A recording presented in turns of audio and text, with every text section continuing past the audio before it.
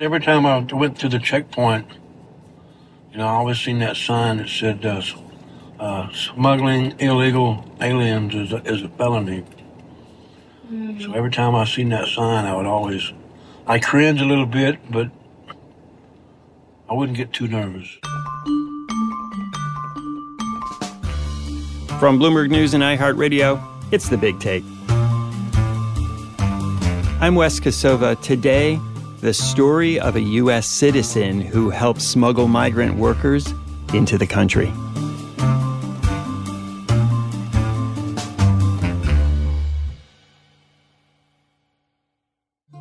For decades now, the U.S. government has tried and failed to hold back the crush of immigrants crossing the southern border into the U.S.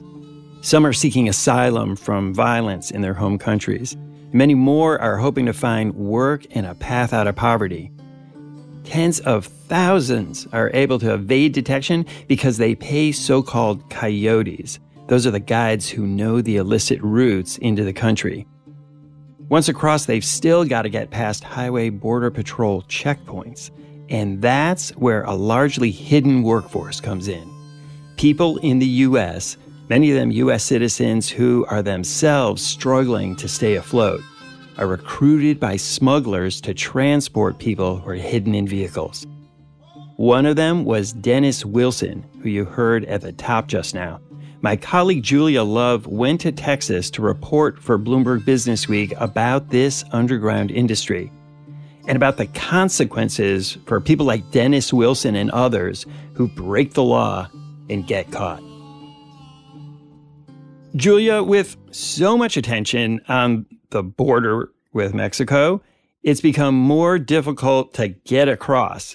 What's the most common way people do it these days? So for this story, I have been focusing on the Rio Grande Valley. There's many different ways to cross the border, but in the Rio Grande Valley, the border is the river. And so migrants generally cross the river on small inflatable rafts. I've actually, witnessed these crossings on a ride along with Border Patrol, and they, will sort of board a raft with a handful of other migrants and sort of raft across the river. So they cross the river in boats, and then they are ferried by the smuggling networks into a system of stash houses, because although they've made it onto U.S. soil, there are still more hurdles to clear. We'll come back to those hurdles in a bit. But first, I asked Julia to describe what it takes for migrants just to get into one of those boats. Each journey is a little bit different, but oftentimes migrants make contact with smugglers when they are still in their home countries before they depart. They make their way through the Americas, through Central America, through Mexico. And then when they reach the U.S.-Mexico border, that's, one of the most complicated parts of the journey. Law enforcement sources tell me that they usually don't make it across the Rio Grande, the river border, without working with a coyote, because they generally have to make a payment to the cartel in order to cross.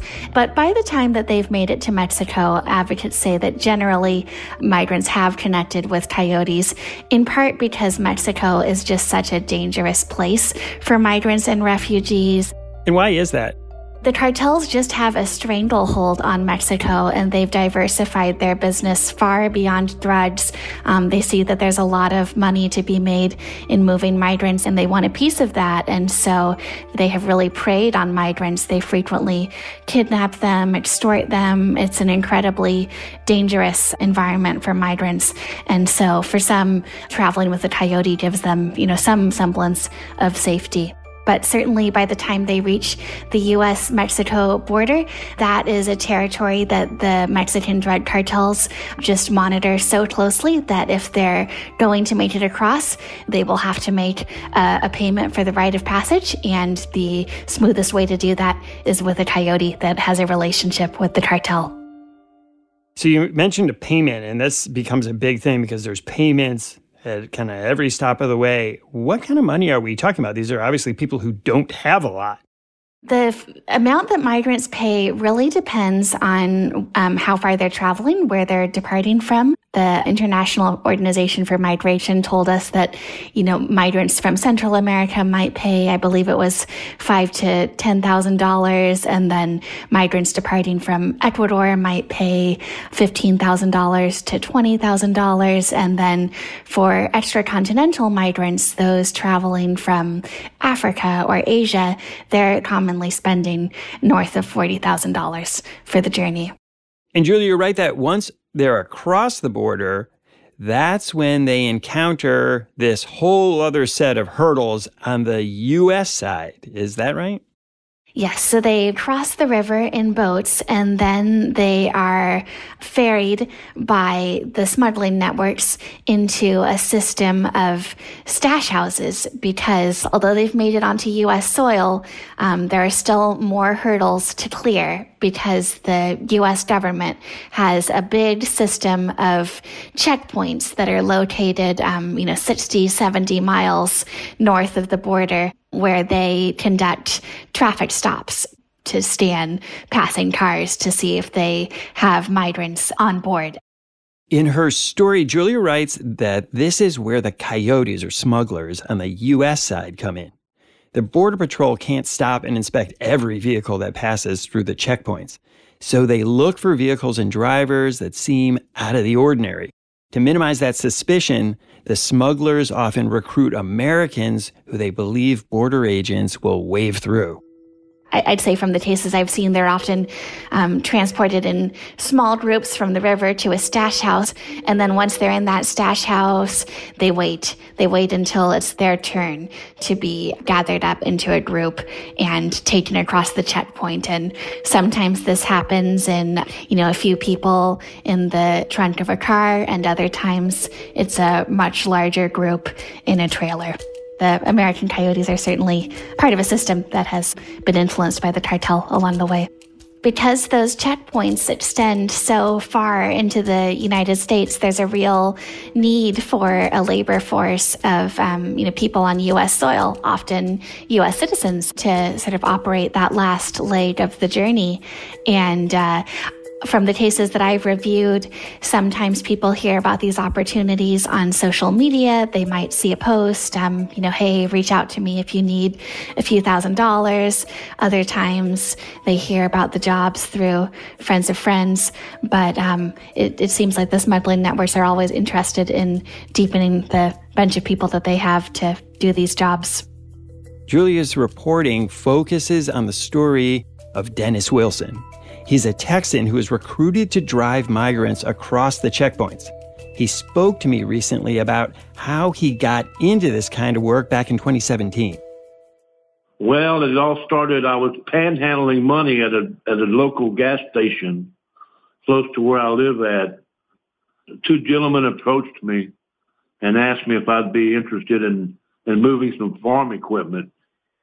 I was kind of panhandling money to, just support my habit and my living arrangements where I was staying at. And these two gentlemen pulled up. One offered me $3, the other one offered me $2.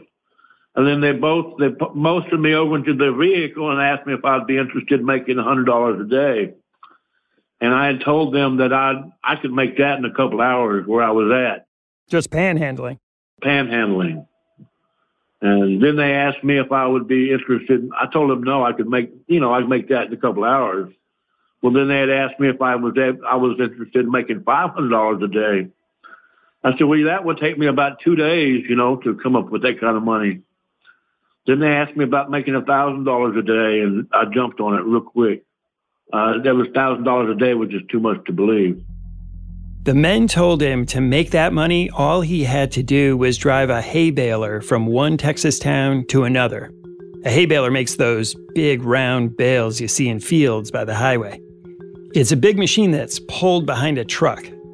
If Dennis was wary, he didn't ask why that job was worth quite so much money. He took them up on the offer. They picked me up. They drove me from here to Edinburgh, Texas, which is on the United States side of the Rio Grande Valley. They put me up in a hotel room for a couple of days, and then We set out one morning about 4:30 in the morning, and I had to pull that hay baler across the checkpoint in Falfurrias. The checkpoint, the Border Patrol set up their check station, and they ask you if you were a United States citizen, and if you were, they pulled you on through. There was no physical search. Thank God there wasn't no physical search that morning, because going towards Houston, there was a piece of metal flap that was flapping in the wind. So when I pulled over on the side of the road in a little bitty town called Berkeley, Texas, which is a speed trap for DPS, like to sit in there and catch speeders. And I got out of the vehicle, climbed up on top to fix that flap, and I looked down inside, and there were people inside. I had 10 illegal immigrants inside that hay baler. Did you know that there were people in that hay baler when you set off on the drive? No, I did not. But this particular hay baler didn't have no inner workings, because they had taken all the inner workings out of it. There was 10 people inside one of them. One that you could put 10 people inside of one. Dennis, what went through your mind when you looked into that hay baler and saw people? I was devastated. I was extremely devastated. Our story continues after the break.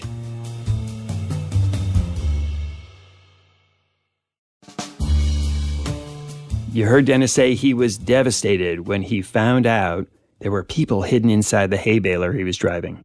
So he confronted one of the men who recruited him. I called them on the phone, and I told them, "What are y'all trying to do to me? Why am I hauling people?" They didn't have nothing to say at that moment. I just kept driving. When he got to his destination, the men handed him more than double the $1,000 he'd been promised. And in the months that followed, Dennis continued to take driving jobs, hauling more and more people and making a lot of money. I didn't do it just for the money. I did for the money for the longest part, because I'm an addict in recovery. When I say addict in recovery, I was a crystal meth user for many years, and the money was there, and it was even though it wasn't legitimate money, it supported my drug habit. And so each time you made the drive, after that first time, you knew there were people. Oh, yes. I knew there were people. When you approached those checkpoints, what went through your mind? I kept telling myself every time I drove through, this is a felony. This can get me in a lot of trouble. I didn't look at it like that then. I was more into what Dennis wanted to do, not the consequences behind it. I was looking for my next fix. Julia says this is a pretty common strategy for the smuggling network recruiters. Find vulnerable people who need the money and offer them a lot of it. And, at least at first, not let on what it's for. These parts of southern Texas are some of the poorest counties in the state. There's a lot of people in really desperate need. And for people who are, working minimum wage jobs or perhaps unemployed like Dennis, it can be very tempting when you have the chance to make a few $1,000s for a day's work. And if they're stopping people at checkpoints, why don't they just discover them all the time? How is it that they're able to evade the checkpoints?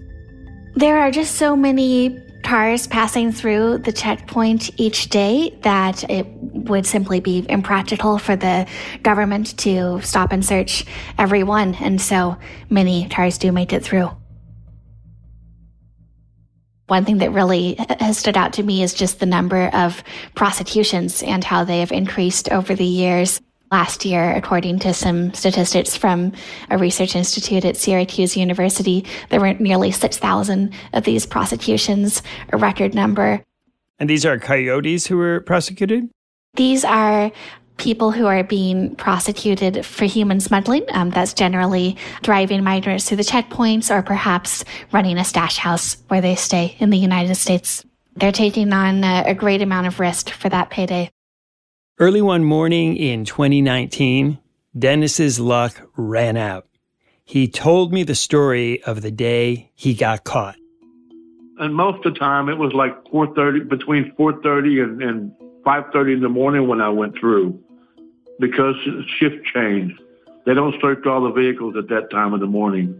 So at 6 o'clock when shift changed, that's when they bring in the dogs and stuff like that. There wasn't no dogs at night or in the early morning hours. And they didn't come out at all when it rained. You were doing the drive as you'd done before, but it turned out differently at the checkpoint. What happened? Well, I got to the checkpoint at 6 o'clock on the morning that I got arrested. I pulled up to the checkpoint. The officer said he looked in my direction. I looked nervous to him. And the other officer that was there, he had a dog. And the dog's name was Weston, I think was his name. And they said the dog alerted the other man that there was something in the back of the RV. I started moving them in RVs after I graduated from using the hay baler. Why did you switch to RVs? Because I could get more people in there. The officer went to the door of the RV, opened the door, and he said, "Oh my God, you need to put." He said he motioned me, "You need to pull in the secondary lane." And they came over there and they said, "You had 50 people inside that RV." But there was nothing like endangerment. They weren't endangered in any means. I mean, they had clean clothes on, they had food to eat, and they had water to drink. And there was a nice atmosphere inside that RV. It was clean. I was immediately arrested, taken into the Border Patrol station. And I was interrogated, briefed upon what was going on. And what did you do? I told the truth. I told exactly what I knew. You know, you don't have to do this. You don't have to say nothing. You can wait till you have an attorney present. I said, no, I'm willing to speak. I was tired of living that life. We'll be right back.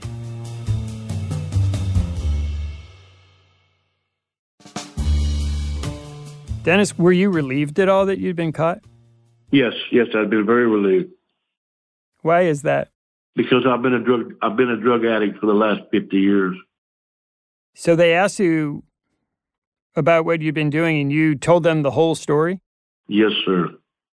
Dennis was sentenced to 52 months in federal prison. I got into a residential drug program while I was in prison. I got out 18 months early. I went to a halfway house. I'm a free man right now. I mean, I'm still on paper. I still have a probation office. I'm on probation for the next two years. When you look back at everything you went through, would you do it again? No, not just no, but hell no. It took 3.5 years of my life away from me. Dennis, you've seen the border problem close up from a point of view not many people have. If you were in charge, how would you fix it? I'm not a political man by any means. I don't like our president. But when he opened the borders up, I figured that was a way for them to get a little bit further in life. Well, the wall is no solution, because you build a wall, they're just going to either dig under it or climb over it. They want asylum in the United States, give it to them. Mexican citizens, they want asylum here because they have their country's in poverty. Give it to them. Dennis Wilson, thank you for talking with me today. You're quite welcome. Dennis Wilson is just one of thousands of people who have been prosecuted for taking part in smuggling migrants across the border. So what is the U.S. government doing to try to discourage people from taking on this kind of work? So this prosecution of human smugglers has really been a priority in both the Trump and Biden administrations. Prosecutions have continued to rise under Biden. They recently announced a new joint task force, Alpha, that is dedicated to prosecuting these crimes and has announced the dismantling of a pretty big smuggling ring. But there's different schools of thought. The government only has so many resources, and I've talked to some who think that the government would do well to focus on the bigger cases that help them go higher up the chain and target the people who are really running these networks. Others feel that it's important to send a message of deterrence and prosecute even the low-level offenders so that the message is out there that you will face consequences if you do this work. From the ones who I have interviewed, most do know that it is a crime. There is a sign on Highway 281, advising them that it's a felony to do so. But I think that for most of them, they are just so sort of preoccupied with the desperation of their own lives that they feel that it's a necessary risk that they're undertaking. And then they also do feel that they are helping someone in need. And so I think it's that combination that helps them justify the risk they take. Julia Love, thanks so much for talking with me today. Thank you for having me. You can read more of Julia Love's reporting at Bloomberg.com. Thank you for listening to us here at The Big Take. It's a daily podcast from Bloomberg and iHeartRadio. For more shows from iHeartRadio, visit the iHeartRadio app, Apple Podcasts, or wherever you listen. The supervising producer of The Big Take is Vicky Vergolina. Our senior producer is Catherine Fink. Our producer is Rebecca Chasson, and our associate producer is Sam Gebauer. Raphael M. Seeley is our engineer. Our original music was composed by Leo Sidran. I'm Wes Kosova. We'll be back on Monday with another Big Take. Have a great weekend.